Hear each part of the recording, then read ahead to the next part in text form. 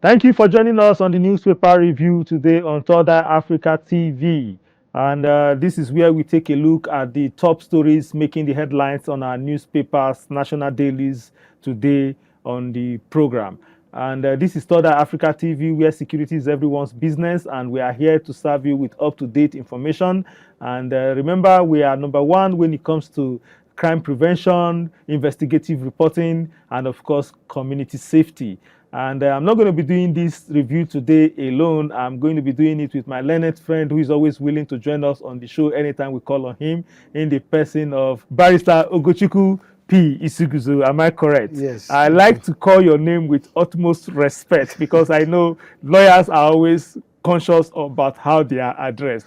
Ugochukwu, you are welcome Thank to the you show. very much. All right, so let's just begin with the first paper I have with me today, which is the Punch newspaper.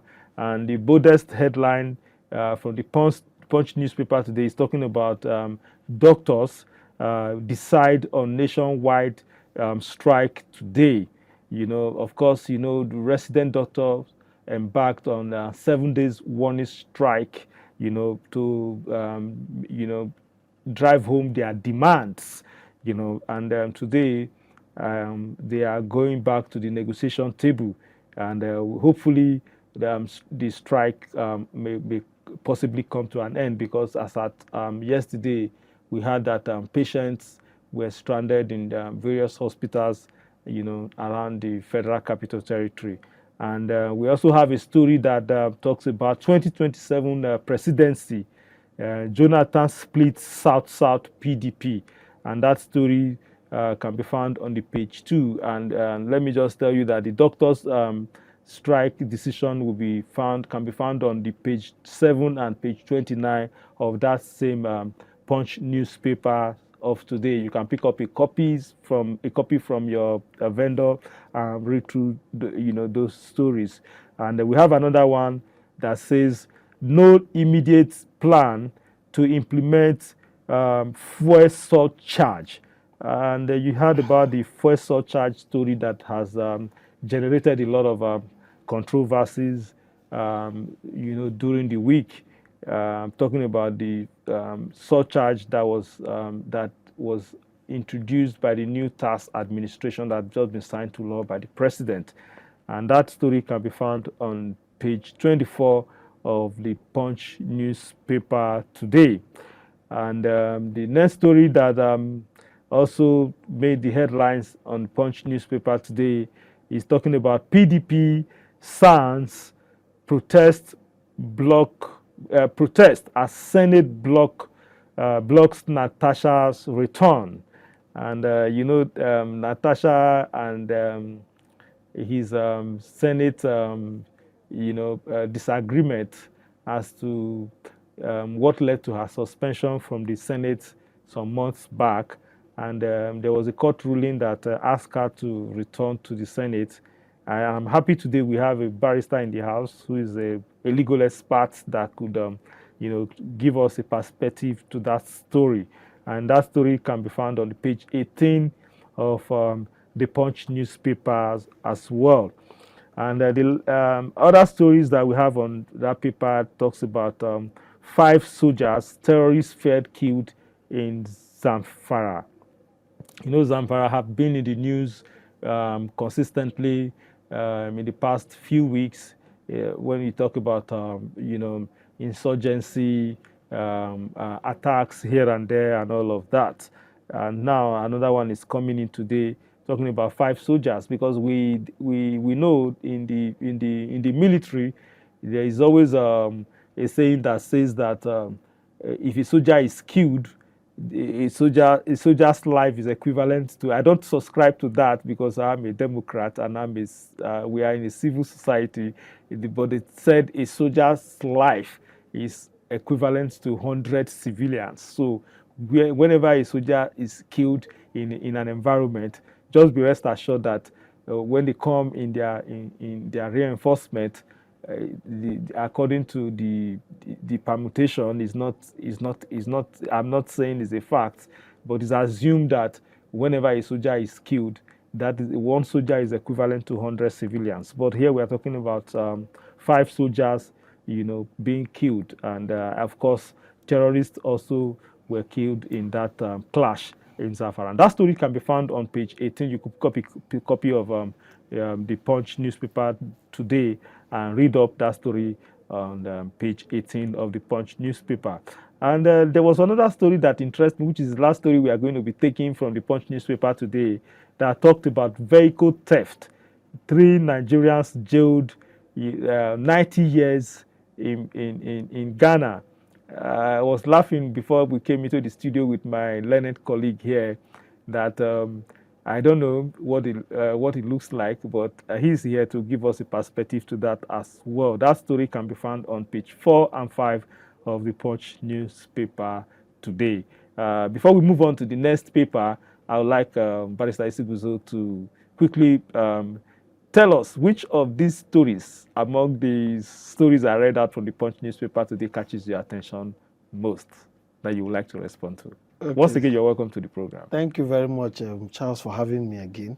The Punch newspaper is filled with very interesting stories. One of them is the headline that talks about the proposed decision to be taken on the 10-day ultimatum by NAD as to whether they will go on a proper full strike or not.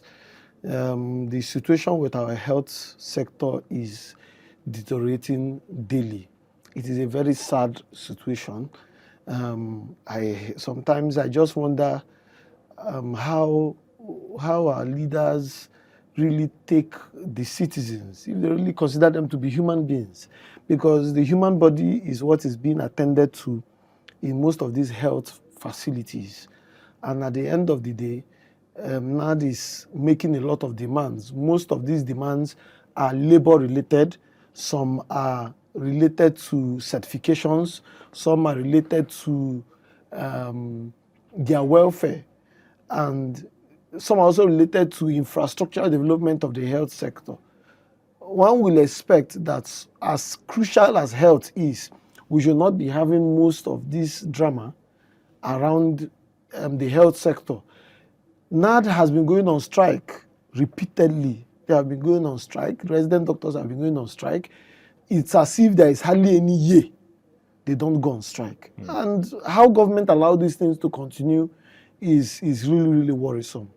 And I think it is high time that government started to look at this situation and nip it in the bud so that resident doctors will stop this thing. The health sector is already bedeviled by shortage of hands.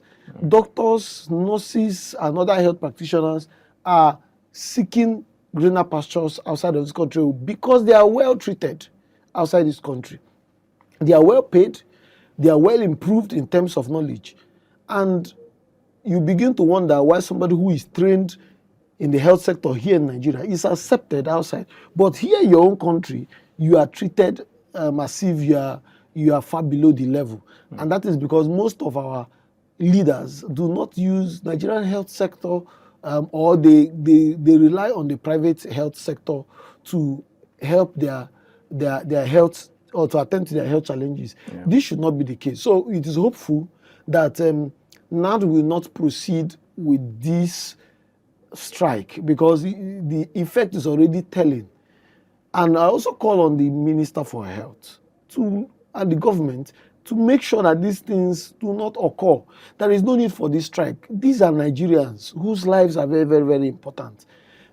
One way or the other, they should address most of these concerns, and so that Nigerians will have a good health sector that will be able to help their lives, and we will not be having this back and forth. All right, well said there. And we have other stories on that. Yes. Without preempting you, I want you to just go ahead and react to some other stories. Look at the story of the Goodluck Jonathan candidacy, the 2027 presidency. Yes, it says 2027 presidency, Jonathan split South-South PDP. That's on page 2. Well, from the story is saying that the reverse block of PDP, made up of Wike and Governor Fubara, are divided. The Edo bloc seem to be happy with it. The Bayelsa governor has not made any particular statement on this whole news flying around about Goodluck Jonathan's candidacy. Whatsoever it is, let's watch and see whether, because even the news is saying that there is no concrete statement from President Goodluck Jonathan as to him saying he wants to run for presidency in 2027. There was a court decision that was given recently by the Federal High Court saying that his candidacy is very, very much legal. It's legitimate. It's legitimate. As far back as 2014, a court also gave decision to that effect that he can contest a presidential election. So let's watch and see. I will not know why it is dividing the South-South bloc, because even from the story is saying that the present governor of Bauchi State he seemed to be giving his backing to the president to contest this 2027 election. So let's see.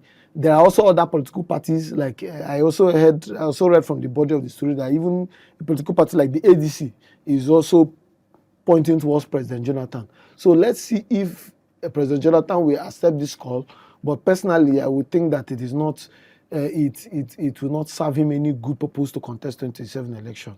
It's better he leaves it for some of his prodigies who had come up under him to contest the election and see what impact they can make to Nigeria. Okay, that well said there. And we have other stories on that paper. And if you, in the absence of you responding to any other one, I want to ask you about the PDP NANS protests as Senate blocks Natasha's return to the Senate. Well, it's rather unfortunate that the Nigerian Senate is going down below the belt. One would expect that an institution like that should be geared or directed towards peace and amicable settlement of controversies. The Senate suspended this woman for 6 months. And the period has elapsed. A lot of people are of the opinion that it was unjustifiable. She made serious allegations against the Senate president. A lot of people feel that her suspension was more of a witch hunt than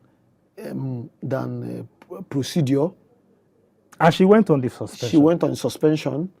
She went to court to challenge it. A court decision was given that said that the 6-month suspension was unconstitutional and excessive, that they shouldn't have made it that long. The court judgment said that the power to suspend her is there under the law, but that 6 months was too much and it was excessive. Now she has gone on that 6-month suspension. She is back. She is now saying, I want to resume. I said, you appealed the decision that said you have the power to suspend her. You appealed the decision, and knowing fully well that the time within which this suspension will elapse is coming. You appealed it. Having appealed it, she is now coming back to say, look, the 6 months has elapsed. Allow me to resume. It doesn't affect your appeal. You're not telling her that she cannot resume because the subject matter is before a court of appeal. How fair is it? How just is it? You see, this raises an issue for me. Something came to my mind. What came to my mind is how slow our judicial system is, and how it has been abused. This is a fine example of abuse of judicial process. A fine example of abuse of judicial process. You got a judgment in your favor, you appeal that same judgment, and you're turning around to say that what the suspension you place somebody, your own decision which was subject of a suit, which you have appealed, that you will not abide by your own decision because you have appealed to the Court of Appeal. How fair is it? It is important at this point that the Court of Appeal, in fact, as far as I'm concerned, the appeal has become academic. The appeal has become academic. The appeal has no use. It's a wasteful appeal. What is the Court of Appeal going to decide? Whether the 6 months was excessive or not, when the 6 months has elapsed?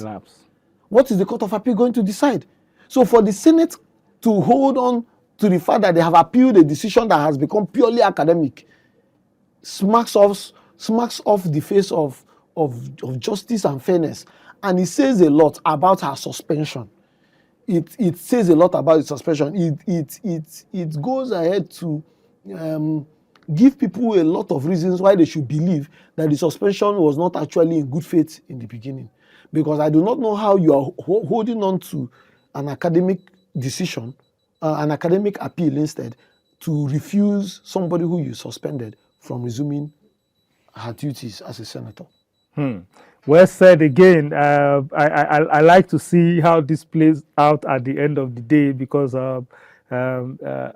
Natasha is warming up to resume back at the Senate. Let's see what the Senate decision will be as to whether she can resume or not. And there's another story. There's another story again that I think will be good to just take back to back with this Natasha story, which talks about vehicle thefts. Nigerians, how three Nigerians were jailed for 96 years in Ghana over vehicle theft.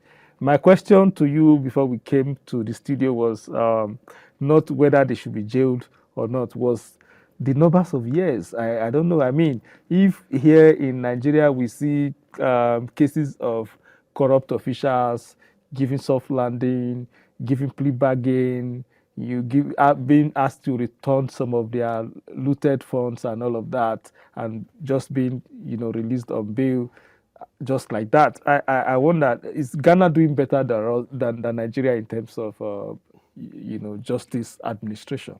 Well, you know that what one must consider in all these things is the law. We do not know the law that was applied in Ghana.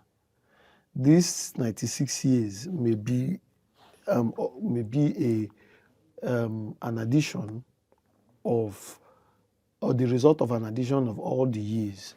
You may not also know the charges that were leveled against these three persons. Okay. It is possible that one person was standing trial for a 9-count charge, for example, one person, and each of these 9-count charges, in each of these 9-count charges, if you want to calculate the years for this punishment, one person's own may be up to 30 years. Okay. Because these are the things that are involved for you to come to a conclusion of whether the justice system was fair or is fair, whether Ghana is doing better than Nigeria. It's just about the laws and the system. Okay. So, for example, if in the process, a newspaper can carry a headline saying that somebody has been sentenced to death for car theft, everybody will be like, why would somebody sentenced to death for car theft? But the charge may actually be that in the process of the car theft, there was a murder. There was a murder. Are you getting me? There was a murder. Absolutely. And so, what is the penalty for being found for murder? It is death. Okay. So these are some things to consider. If we know the full facts of what happened that led to them being convicted for car theft for 96 years, then that was when we can make a very viable comparison. Okay, that's a good one there. I'm happy you were able to give us that explanation. So now let's talk about insecurity in Zamfara. 5 soldiers, terrorists fell dead. No numbers of terrorists, but 5 soldiers is clearly stated there, in Zamfara. That is worrisome. And I don't know. Do you want to say something about that?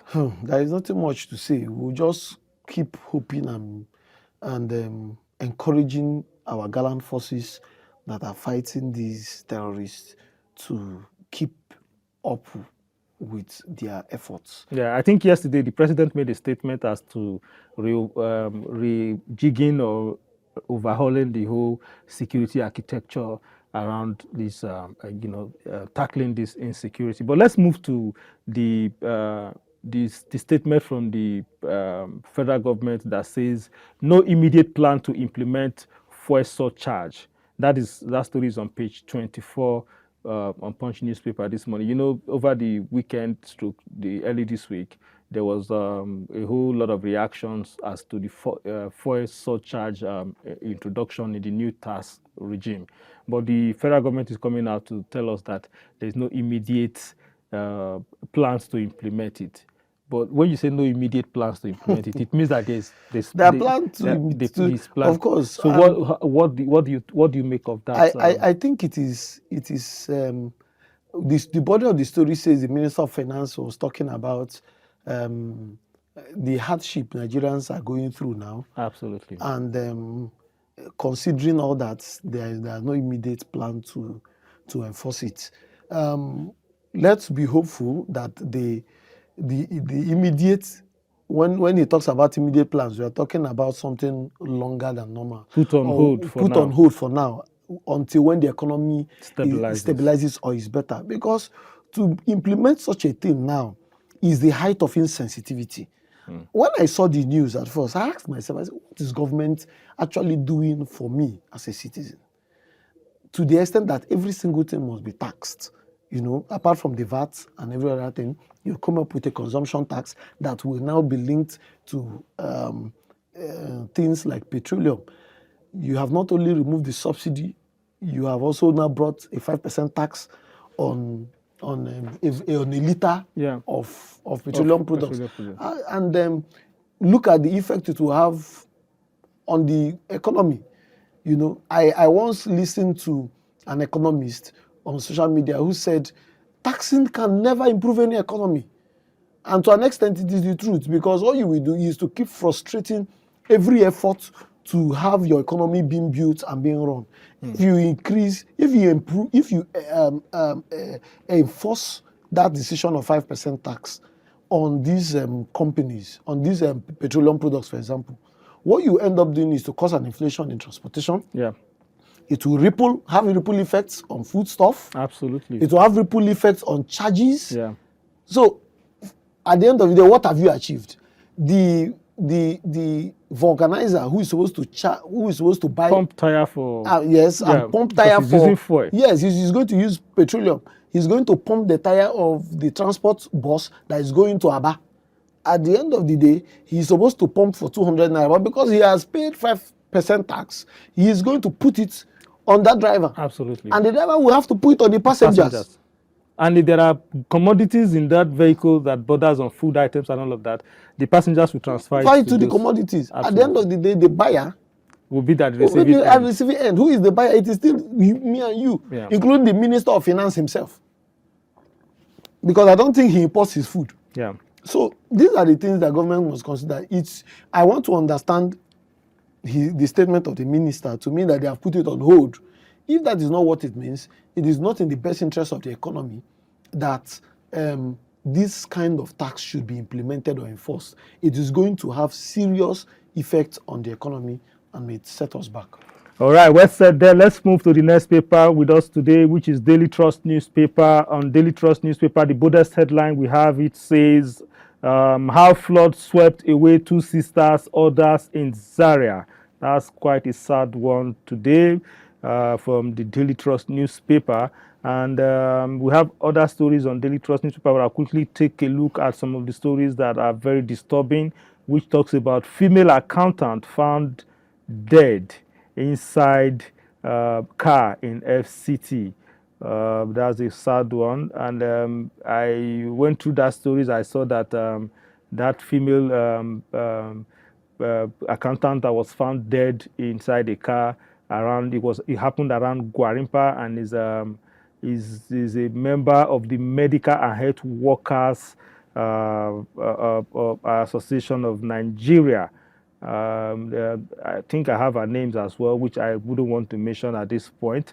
And there is another story on Daily Trust today that is talking about DSS resolve Nupeng. I was going to keep that story for my next paper, but I'll just read through here. But I would like you to respond to it when we take a look at it from the next paper I'm going to, because it was captured differently from the next paper I'm going to read. But this Daily Trust is talking about it as this DSS resolve Nupeng Dangote Group rift, and strike suspended. That story is on page 31 on Daily Trust today. I would like you to react to the first 2 stories, which talks about flood.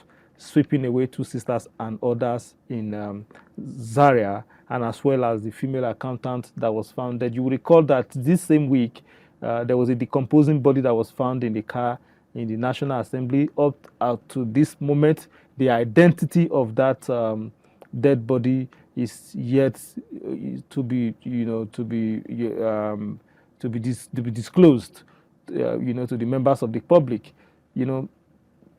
FCT, National Assembly, Gwarimpa, what is going on?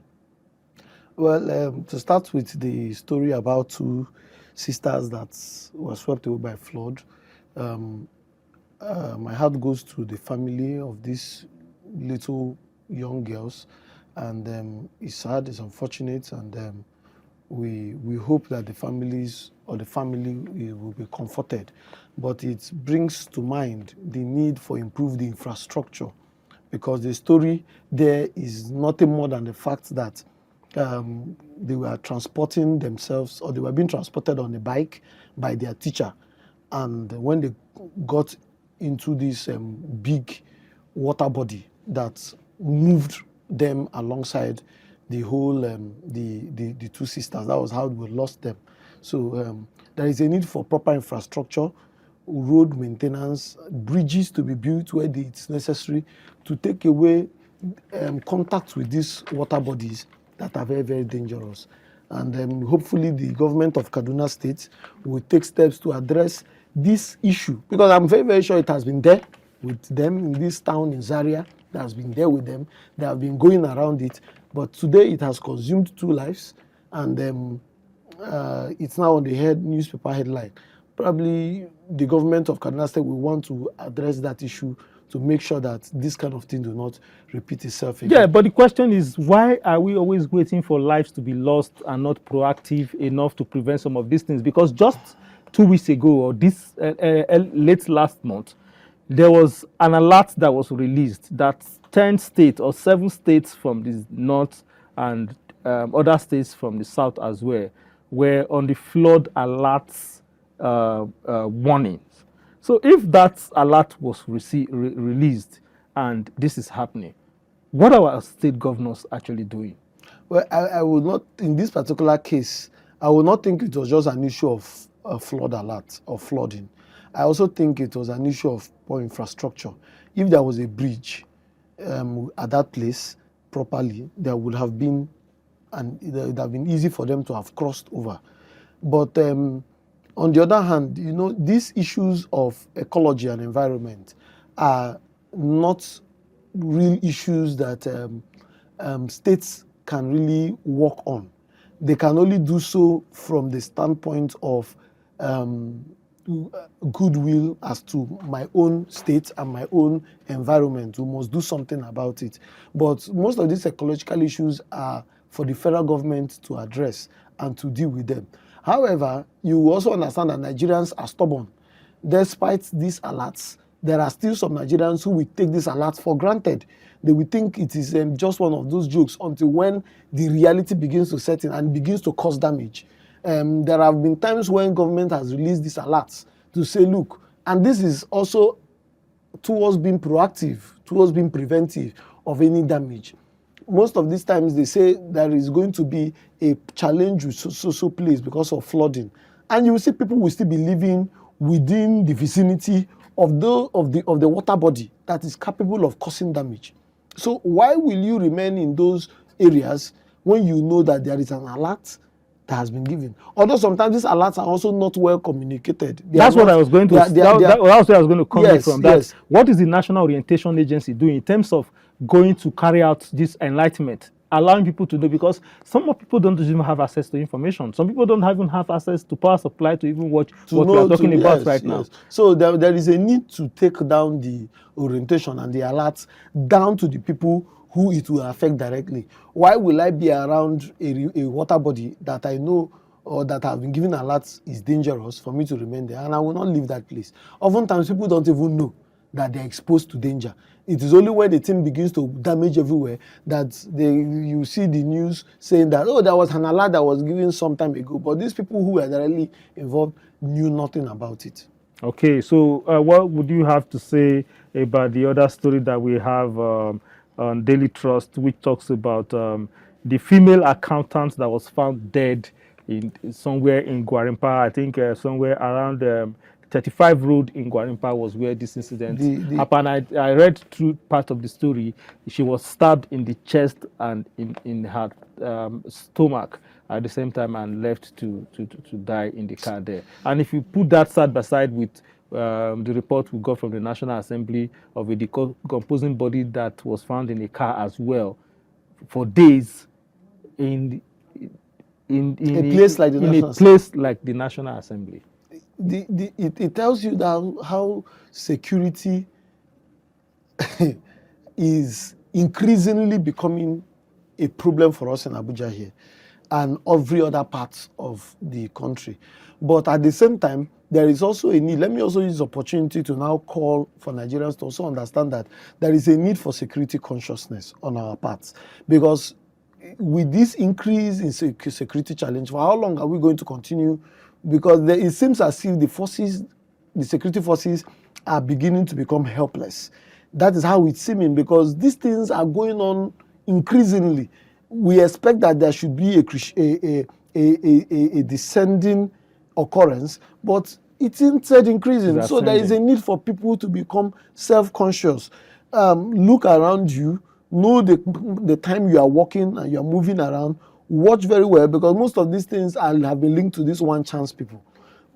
Know the vehicles you are entering, and government is making some efforts as to regards the issue of parks. But the truth of the whole matter is that public transportation, even in Abuja, is not enough. It's not enough.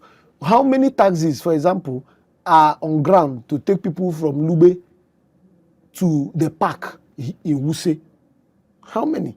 So that was why today, and also the issue of poverty has also caused private car owners to begin to take passengers.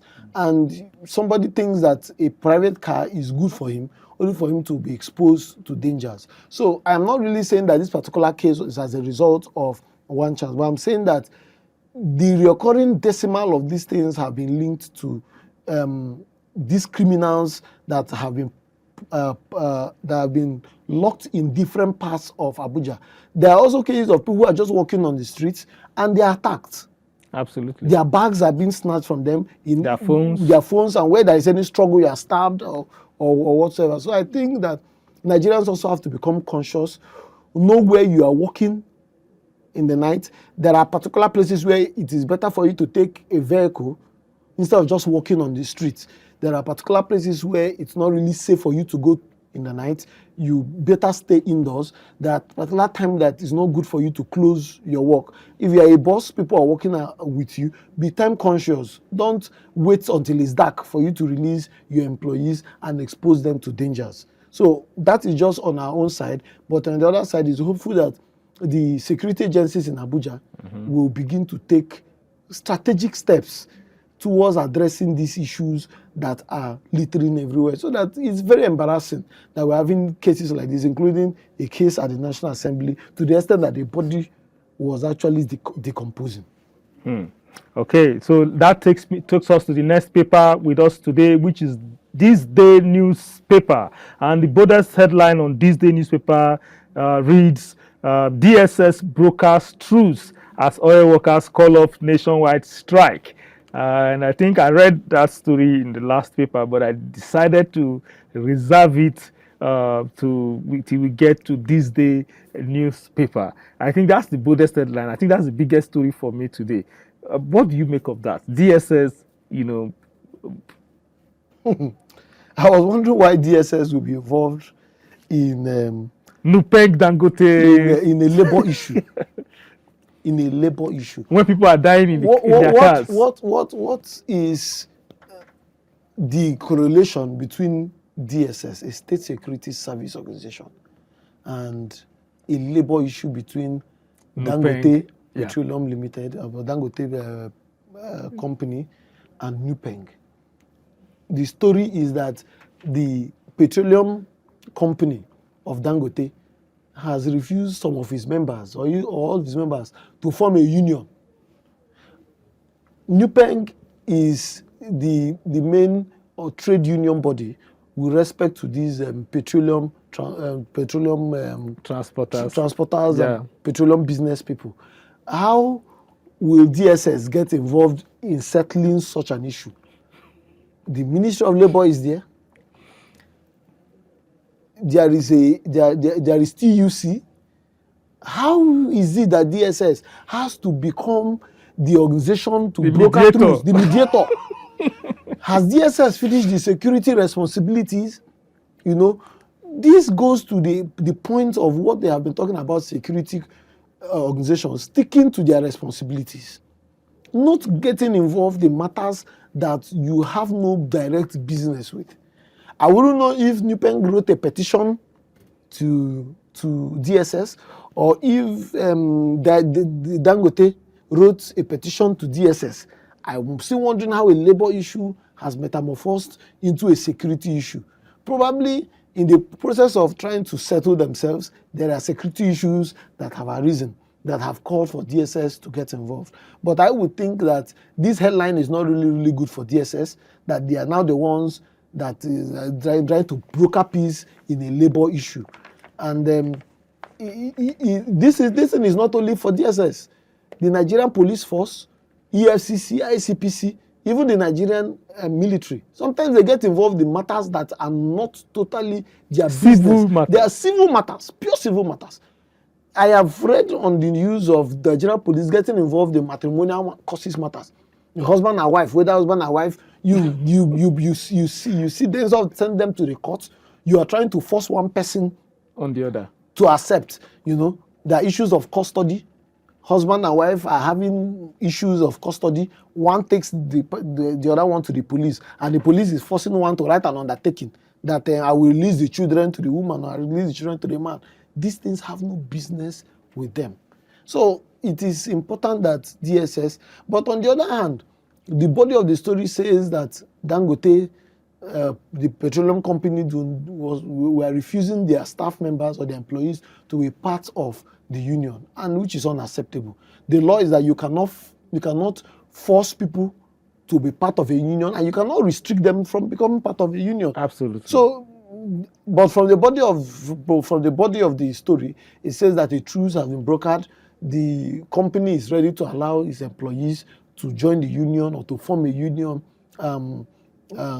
Hopefully, this whole thing will be addressed, and they will be able to have a union so that their interests can be pushed.